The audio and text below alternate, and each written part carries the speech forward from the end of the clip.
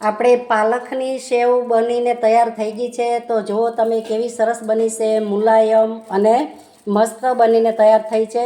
તો તમે પણ બનાવજો. હાલો તમને ઇન્ગ્રેડિયન્ટ શું શું જોઈએ છે એ પણ કહું, અને કેટલા લોટની મેં બનાવી છે એ પણ તમને હું આગળ વિડીયોમાં કહીશ. ચાલો તો મારી સાથે કિચનમાં. હલો મિત્રો, જય શ્રી કૃષ્ણ. હું છું વિજયા ચાવડા. સ્વાગત છે તમારું કિચન ફૂડ ચેનલમાં.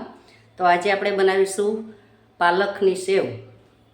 તો તમને માપ બતાવી દઉં. તો પાલકની સેવ બનાવવા માટે આપણે અહીંયા વજન ઉપર લોટ લેશું. તો 500 ગ્રામ આપણો લોટ છે. તો 500 ગ્રામ આપણે ચણાનો લોટ લીધો છે. અને આ પાલક લીધી છે મેં. પાલક મેં 250 ગ્રામ પાલક લીધી છે. તો પાલકને મેં ધોઈને તૈયાર કરીને રાખી છે. પાલકને મેં ધોઈ લીધી છે. તો આપણે ગેસ ઓન કરશું. પાલકને આપણે ઉફાળીએ ગરમ કરશું, બાફી લેશું. તો આપણે બાફી લેશું પાલક.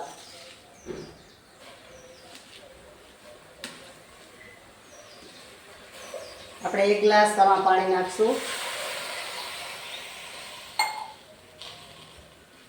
તો હવે એને બાફી લેશું.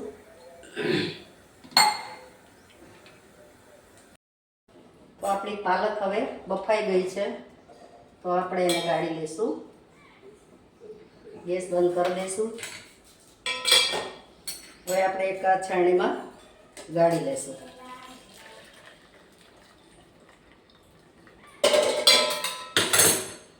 ગાળીને આને આપણે પંખાને હવે ઘડીક વાર ઠરવા દઈશું. પછી આની મહીન પેસ્ટ કરવાની છે આપણે.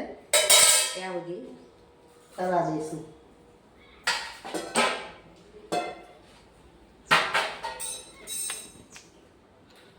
હવે જે 500 ગ્રામ આપણે લોટ લીધો હતો, અને 500 ગ્રામ વજન પ્રમાણે 500 ગ્રામ છે, અને તપેલીનું માપ છે. તો આપણે એને હવે ચાળી લઈશું.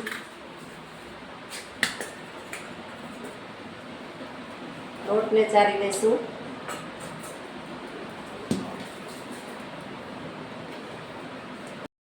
તો લોટ ચડાઈ ગયો છે આપણો. ત્યારબાદ આપણે આમાં શું શું મસાલા જોઈએ એ તમને હું બતાવી દઉં. એક બાજુ મૂકી દઈશું લોટને.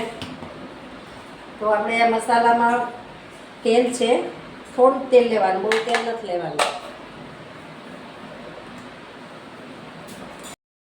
તો આપણે જે લોટ બાંધવાનો છે એના ઇન્ગ્રેડિયન્ટ્સ બતાવી દઉં છું. આપણે અડધી ચમચી મીઠું છે, વ્હાઈટ નમક રેગ્યુલર લઈએ છીએ. અડધી ચમચી સંચર પાવડર છે. ચાટ મસાલો છે 1 ચમચી. 1 ચમચી આમચૂર પાવડર છે. હિંગ છે, અને લાલ મરચું છે, અને મોણ માટે તેલ છે. અને આપણી પાલક પણ કરી ગઈ છે. તો આપણે એને ક્રશ કરી લઈશું મિક્સર જારમાં. તો આપણે પેસ્ટ તૈયાર થઈ ગઈ છે. તો આપણે હવે એને ગાળી લઈશું એક ચાળણીમાં, એટલે જેથી કરીને એમાં જે રેસા હોય એ બધાય નીકળી જાય. તો મહીન પેસ્ટ કેવો સરસ, કલર પણ સરસ આવ્યો, એકદમ ઓરિજિનલ કલર છે. તો આપણે એને ગાળી લઈશું. હવે આપણે જે પાલકનું પાણી છે એ પાણી જ આપણે આમાં નાખી, અને આ પેસ્ટ જેટલી છે એટલી આપણે આમાંથી લઈ લઈશું.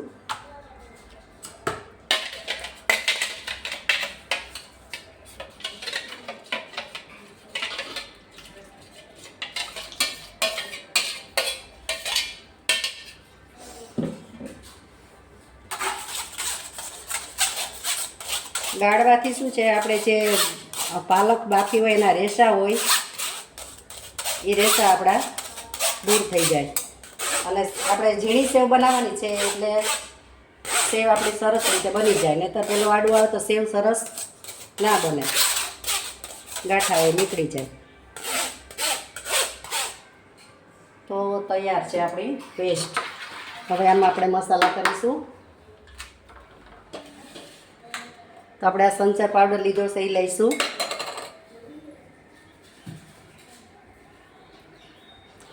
પછી આ મીઠું લઈ લેશું,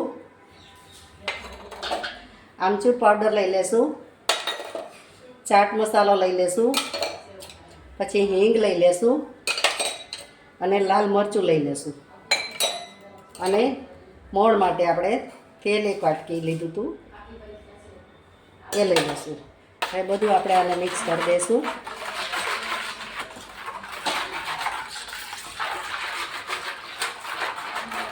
મિક્સ થઈ જાય બધું સરસ રીતે.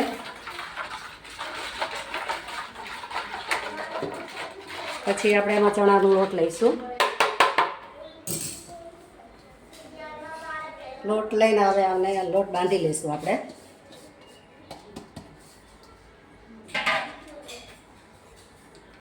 તો મસાલા બધાએ મિક્સ કરી દીધા છે અને હવે આપણે બાંધીશું લોટ. લોટ આપણે બહુ ઢીલો નહીં બહુ કઠણ નહીં એવી રીતે બાંધીશું. પહેલાં તો જે આપણે પેસ્ટ છે એમાં જ લોટ બાંધીશું. જો પછી જરૂર પડશે તો આપણે વધારે પાણી લઈશું, બાકી તો આટલામાં જ બાંધીશું. તો અહીંયા મારે પાણીની જરૂર પડશે. આપણે જે મિક્સર જારમાં જે હતું એ બધું પાણી મેં લઈ લીધું છે. તો પાણી થોડું પાલકનું છે તો એનાથી જ આપણે લોટ બાંધીશું.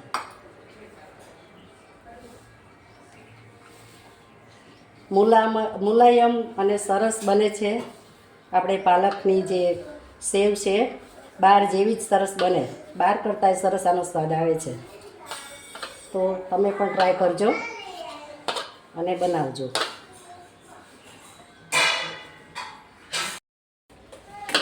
તો આપણો લોટ બંધાઈ ગયો છે અને સેજ તેલવાળો હાથ કરી અને લોટને ઘડીક વાર રાખશું, રેસ્ટ આપીશું. ત્યાં સુધીમાં આપણે તેલે મૂકી દીધું છે સેવ પાડવા માટે. તેલ થઈ જાય ત્યાં સુધીમાં આપણે એમને રેસ્ટ આપી દઈશું 5 મિનિટનો. ઢાંકી દઈશું ઘડીક વાર, ધીરે ગેસે તેલ થવા દઈશું.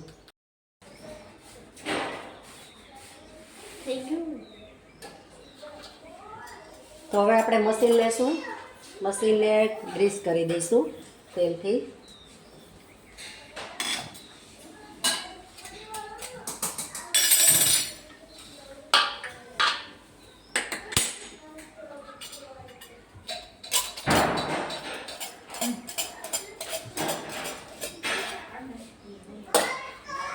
તો સેજ તેલવાળો હાથ કરીને આપણે મસળી દઈશું લોટને.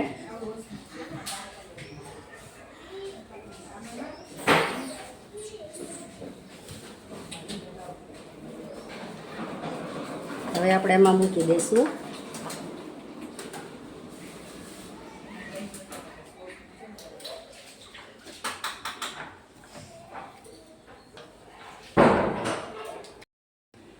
તો આપણું તેલ આવી ગયું છે. હવે આપણે સેવ પાડીશું.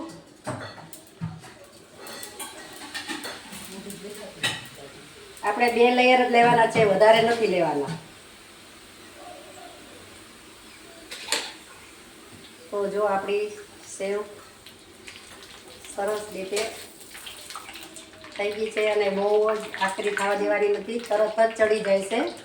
મિનિટમાં તો આપણી સેવ તૈયાર થઈ જાય છે. તો જો આપણે લઈ લેશું.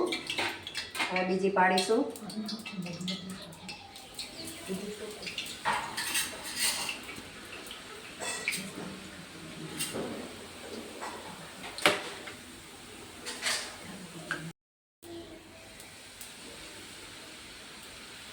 તો મિત્રો તમે બનાવજો, સેવ બહુ સરસ બને અને ક્રિસ્પી અને સરસ મજાની બધાને ભાવે એવી સેવ તૈયાર થાય છે. અને મારો વિડીયો ગમે તો લાઈક કરો, શેર કરો અને સબસ્ક્રાઈબ કરજો અને કોમેન્ટ પણ કરજો, જેથી કરીને આપણે નવા નોટિફિકેશન આપણા સુધી પહોંચે. અને કોમેન્ટ કરજો.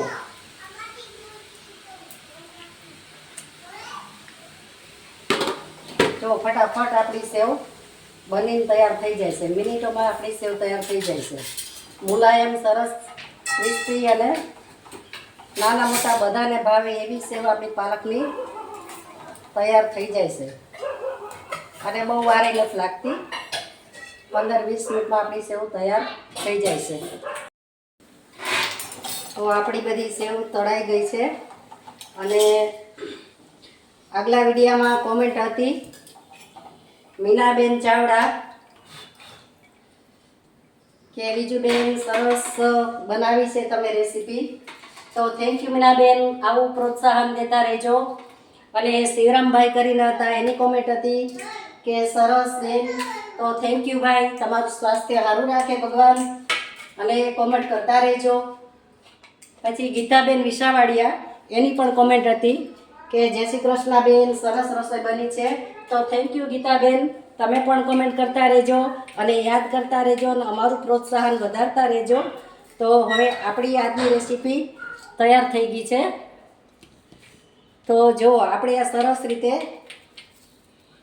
રેસીપી બનીને તૈયાર થઈ ગઈ છે અને જો આ ભૂકો કરી કેવી સરસ મુલાયમ તૈયાર થઈ છે. તો તમે પણ આ જ રીતે બનાવજો.